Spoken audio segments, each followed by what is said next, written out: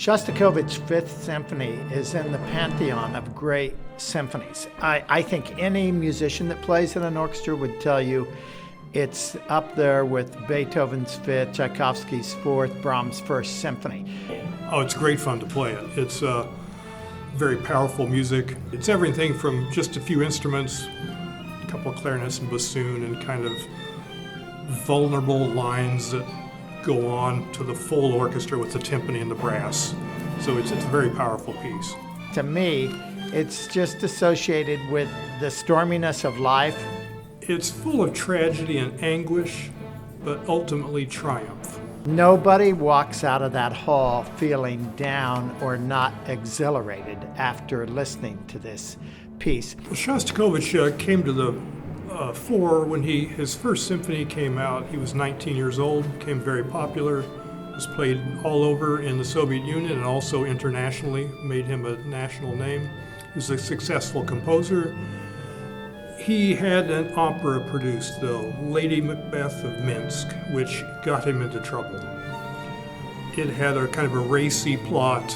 Stalin didn't like all of that because the socialist realism artistic doctrine in Soviet music has to be uplifting, optimistic, show the ideal society. All of a sudden, his music is not played anymore. He really was on thin ice. He shelves his Fourth Symphony and writes the Fifth Symphony, which he called a Soviet artist's reply to just criticism. He decided he's going to go back and write something more traditional, conventionally structured, that would go over well with the officials. And at the premiere, indeed, it was very successful. Everybody loved it. There was a 30-minute ovation.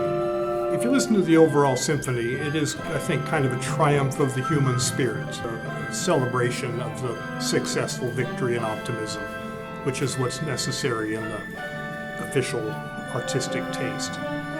But he wrote later, it's not really that triumphant, because he says the celebrating is forced, writing years later, decades later.